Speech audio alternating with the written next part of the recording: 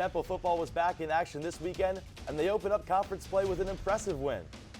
And that leads us to the most exciting weekend of the fall, Temple's homecoming game down at the Link. The football team continues its conference play against undefeated Navy. We'll take a look. I'm Jaden Vallejo, live at Edward Olson Hall. Navy is dangerous in many ways, including having the best run game in the country. We'll hear from the head coach of the Mids as he prepares for this showdown. And I'm Julia Green, live at the studio set. Later in the show, Temple's newest volleyball player is killing it. I'll explain on this edition of OwlSports Update. It's live and starts right now.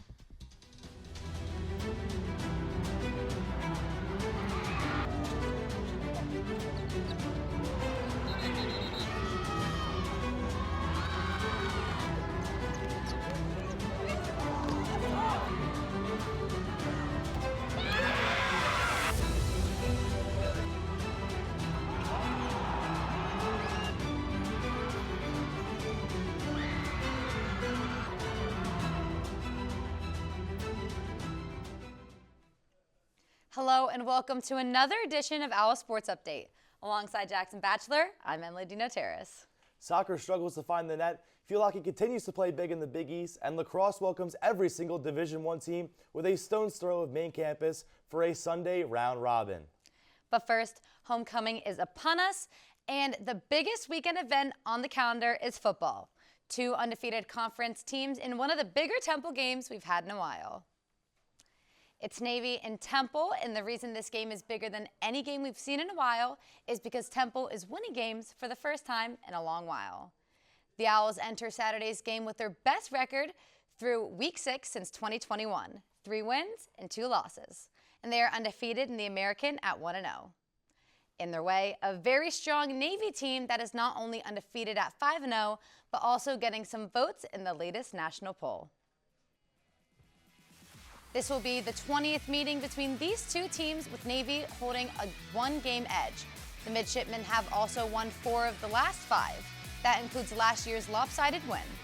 Quarterback Blake Horvath rushed for 3 touchdowns in that win. Navy is already looking for win number 6, but when it comes to the American Conference, both teams are undefeated.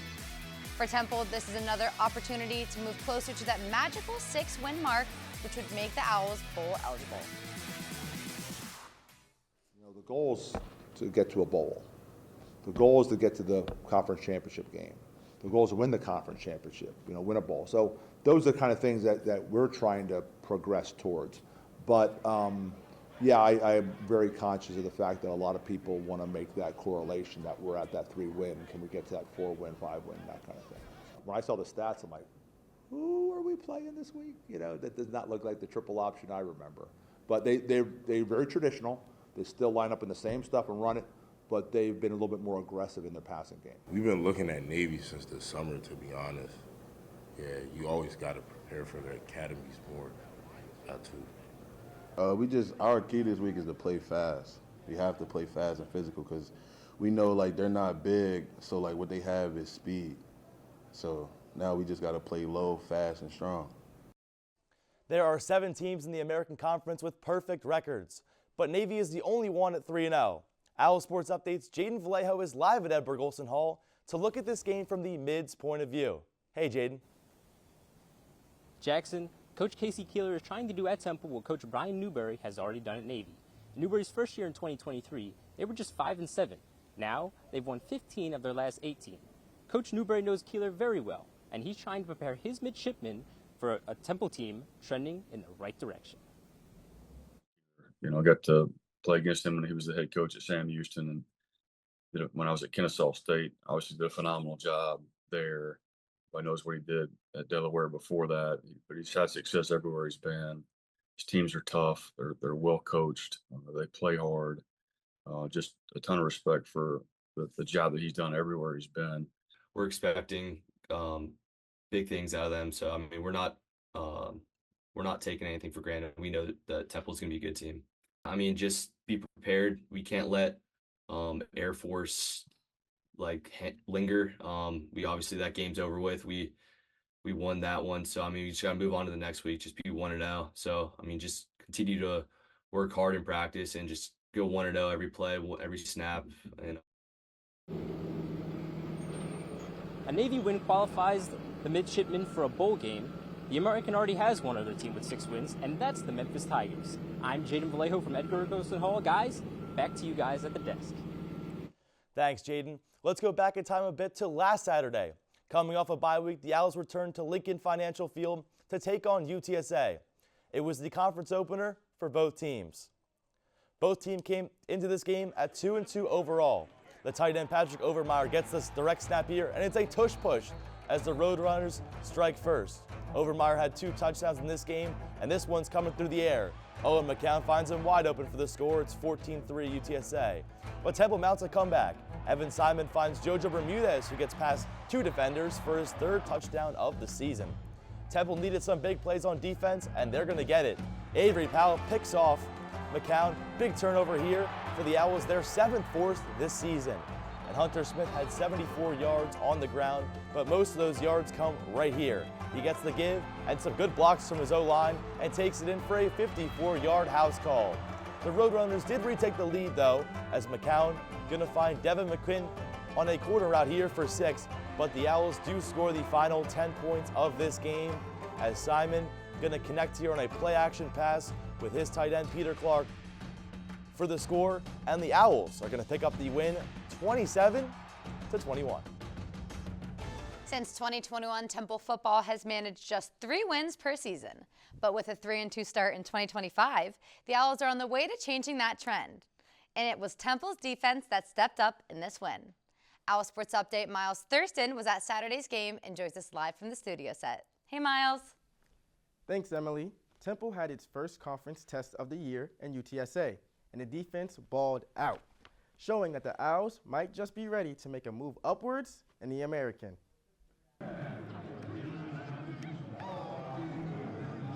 Temple's plan heading into its game against the Roadrunners was simple: stop the run. But it's one thing to say it, and another to do it. No team has been able to stop UTSA's top rusher in Robert Henry Jr. all season long, until he came to the link. You know, he's a good running back. 4 games, 75-yard plus runs out the backfield. That was our main thing. No explosive plays. Henry was averaging 156 yards on the ground per game, but on Saturday, he picked up just 42. I know one of the things we really talked a lot about was eliminating all those explosive plays we've been giving up, and we did that. Coming into this game, the Owls allowed 212 rushing yards per game, but that all changed against the Roadrunners. The Owls clamped down and only allowed 78 yards on the ground. It was one of the primary reasons for the win. And it wasn't just the run game. The Owls picked up 3 sacks and picked off 2 passes at important times during the game to stop any UTSA momentum.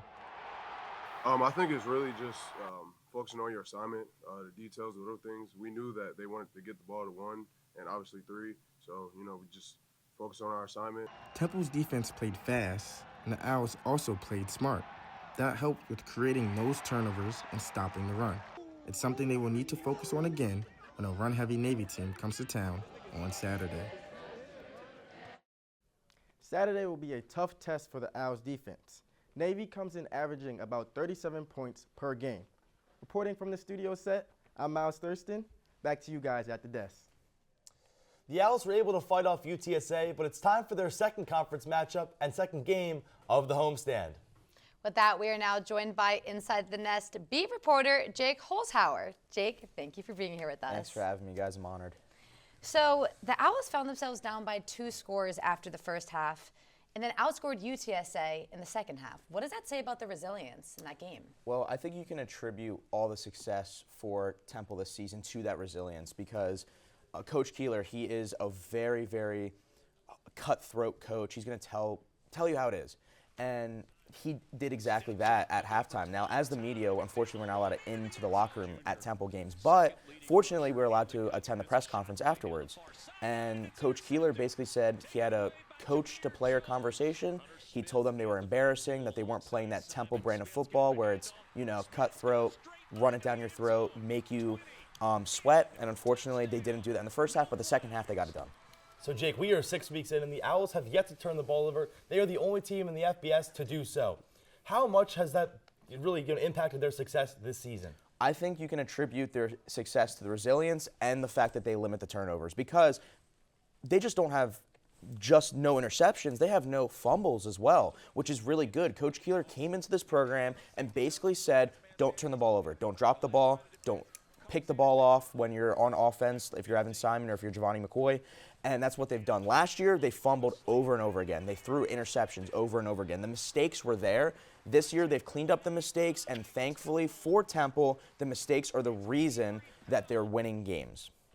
Taking a look at Navy, they're the top rushing offense in the country, led by quarterback Blake Horvath. How do the Owls contain Navy's QB? Well, I think you have to look at the game against Georgia Tech, because Georgia Tech, with their quarterback, Haynes King, very, very fun team to watch. They speed option, they run options, play after play, and what Temple did is they forced them to throw the ball. And unfortunately, Temple did lose that game, but that's because Georgia Tech is just a way better team overall. So same thing with Navy. Coach Keeler has faced, their coach has faced Navy in the past over and over again. He found success, he's found failures, and I think whoever has the more talent on either team, which is, I think, Navy, I think the talented team is going to win this one. So Jake, if Temple does beat Navy, where does this put them in this contested race for the top 2 seeds in the American Conference? Well, I don't think you can look that far ahead, because Memphis and North Texas, I think, are going to run away with the conference. But if you're looking at a just Temple perspective, I think the bowl games is where it's going to be at. I think they're going to be able, if they win against Navy, to really fight for a bowl game. College playoffs, probably off the list. I mean, they have the same record as Penn State.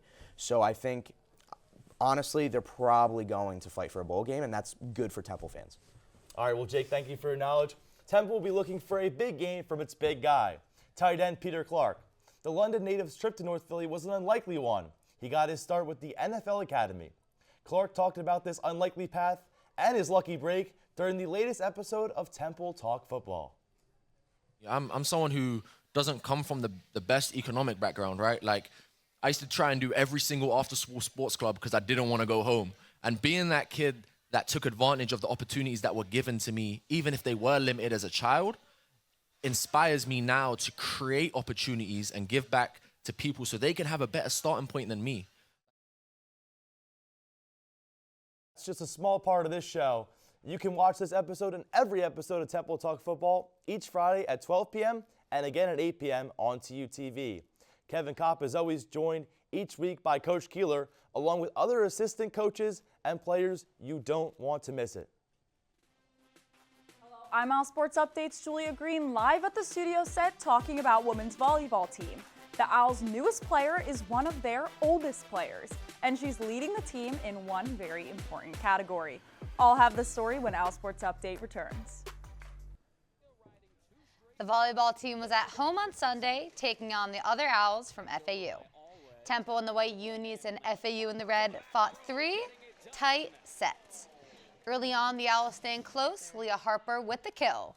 Both teams traded points on and off for the entire first set, but FAU takes it 25-19.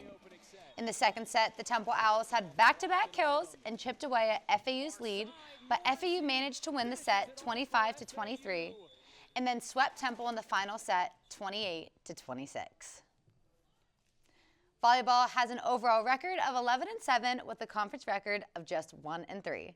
There is a key player on the team who is working to make the Owls stronger as they hit the meat of their conference schedule. OwlSports Updates Julia Green is at the studio set with the details. Hey, Julia.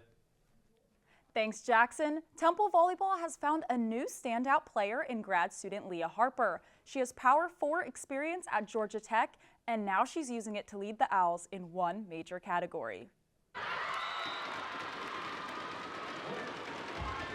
So much for a soft landing. Leah Harper is one of the newest Temple volleyball players, but it has taken no time for her to be a leader in the huddle and on the court.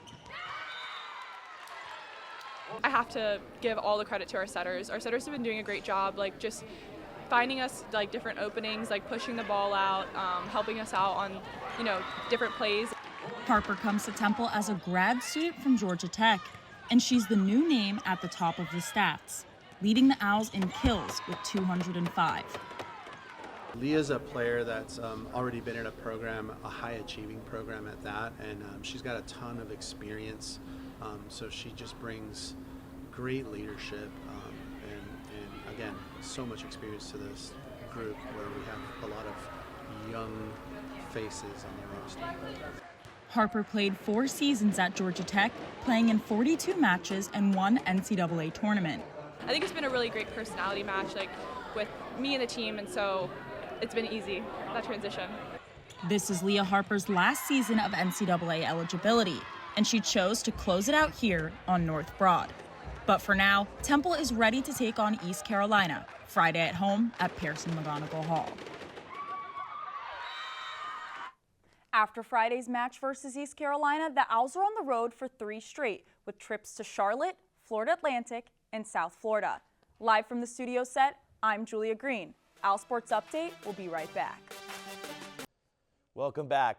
The Philly 5 tournament has been an annual tradition at Howard Field for almost 2 decades.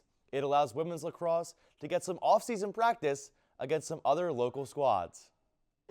The Philly 5 tournament is a staple for the women's lacrosse team. The annual event takes place during the fall off-season. The Philly 5 event has become the thing. Like, the alumni from all the schools love it. The 5-team tournament lasts 1 day and includes 10 games. It's a chance to get reps in and promote the sport in Philadelphia. We started it when I got here to Temple, like 19 years ago. So one, the opportunity to bring all the schools together and showcase Philadelphia college lacrosse is amazing. It really builds the lacrosse community we have here in Philadelphia. I feel like there's so many schools here that can help each other, connect with each other to grow lacrosse in Philadelphia. On this day, the Owls welcomed LaSalle, St. Joe's, Drexel, and Villanova, each playing shorter games, allowing each team to play all 4 rivals. It's an opportunity for the 5 respective schools to combine in-game experience with some fun. Fall ball is amazing, right? It's an opportunity for all the teams to get a chance to try different things, to get people experience. Sunday's 18th annual Philly 5 will not be the only tournament that the Owls participate in the month of October. It'll take place in the Maryland and Harvard tournament coming up later in the month. As a spring sport, we're so lucky that we get to build all year to our season. The Owls played their first game on Sunday at 8:30 in the morning, and their final game ended around 4. It was a long day for the Owls and for their opponents, but this tradition is always well worth it. Fall ball is a very short period for the Owls. It lasts about a month and includes 4 tournaments. The Owls have 2 left, one at Maryland and one at Harvard. The official season starts in late January. Much like lacrosse, both tennis teams are playing tournament after tournament this fall during their off-season. But there is one big regional competition that gets more attention than any of the others. OwlSports Update, Ashton Williams explains. Temple's men's and women's tennis teams are in the middle of their fall season, and their next challenge is the ITA Northeast Regional Championships, beginning next Thursday, the 16th at Princeton. More than 65 players will compete in singles and doubles at the Northeast Regionals, and the winners in Princeton can advance to the ITA National Fall Championships in November. So for ITAs, that's a pathway to the NCAA championships, so there's a higher level of seriousness is the best way to put it. The fall season gives Temple valuable match experience while helping the team set its singles and doubles roster for the main season in the spring. I mean, normally we have dual matches where we play as a team, and the regional is a little bit more of a setup where we're playing individually through draws and brackets. Having your boys there to support you, but also competing individually through a draw like we did before we got to college is definitely a unique experience. Both the men's and women's teams have played in 2 local tournaments leading up to the regionals. The Owls now look to carry that early momentum into the ITAs and then into the spring. I mean, after regionals and our last few matches, my goals are to get stronger on and off the court and start working on some strategy for the upcoming spring season. And the spring season will be here soon enough. The Owls typically start competing indoors with several tournaments in January and February. At the TU Pavilion, I'm Ashton Williams, OwlSports Update. It's time for us to take our final break of the afternoon. When we return, Temple football is expecting its biggest crowd of the season on Saturday for homecoming. We're taking a look at what fans have to say about this American Conference matchup. Stick around. Excuse me? You. He's not feeling the spirit. I am. Who's gonna win this weekend? I hope so. Homecoming weekend is finally here, and the Owls are getting ready for their matchup against Navy. But are the fans ready as well? I spent time on Leah-Cor's Walk looking for the answers. It's homecoming weekend for Temple University, and we're on Leah-Cor's Walk. We're going to see what the students are thinking about this upcoming game. Let's take a look. Temple's homecoming games this weekend. Phillies. No, not Phillies, Temple. Well, good luck, Temple. You have a great team. You guys know it's homecoming weekend? Yes, we're so excited. Temple win, Temple win. Yes. Go Owls. That's what I'm talking about. Excuse me? You. He's not feeling the spirit. I am. Who's going to win this weekend? I hope so. We're on a good streak, I think. Do you think that Temple football is going to win this weekend? Win this weekend? Okay, yeah. I like that attitude. Thank you. Let's hear it, girl. We're gonna win. Go Owls. Woo! You hear that? Who? Woo! Think Temple football is going to win this weekend? We're playing Navy. They're undefeated. There we go. I like the attitude. The optimism. Girls, come here for a second. Do we think that Temple is going to win this weekend? Who are we playing? Navy. No. Come on. Let's see that school spirit. Is Temple going to win this weekend? Of course. There we go. I hope that, I hope they do. Oh, I like that. I hope they do. I just, boys, we gotta, what are we doing? Do you guys think Temple football is going to win this weekend? You can't win all of it. Temple would know that. Is Temple football going to win this weekend? It's homecoming. It is homecoming. Are you excited? Yes, they just gotta show out. How's this Owl feeling for the homecoming weekend? I am literally so excited. I cannot wait. Well, I know. where's my first homecoming? Oh my gosh, so you're so excited. I'm so excited. My mom's coming. Here we go. Go Owls, right? Go Owls. I love that guy. And his bagels, too. This is not sponsored. Down this way. Yes, homecoming is the centerpiece of a very busy weekend calendar. On Friday, women's tennis kicks off the ITA Regionals. Volleyball hosts East Carolina at McGonigal, and field hockey takes on UConn at the Temple Sports Complex. On Saturday, there is just one team in action, but it's arguably the biggest showcase of the weekend with homecoming. And on Sunday, both men and women's crew and rowing will be on the Schuylkill to take part in the Navy Day Regatta. Field hockey will host Lock Haven, and men's and women's soccer have a doubleheader. And there is also volleyball on the road. Don't forget that OwlSports Update airs live every Thursday at noon. Next week, Gabriel Liddington and Kayla Levine will be on the desk. And the football show Inside the Nest also airs every Tuesday at noon, hosted by Pat Dallahan and Xavier Adams right here on TUTV. You can also catch our sports briefs every Monday at noon on our X account at OwlSports Update. That is all the time that we have left here for this edition of OwlSports Update. Have a safe and fun weekend. Enjoy homecoming. He's Jackson Batchler. I'm Emily Notaris. As always, go Owls.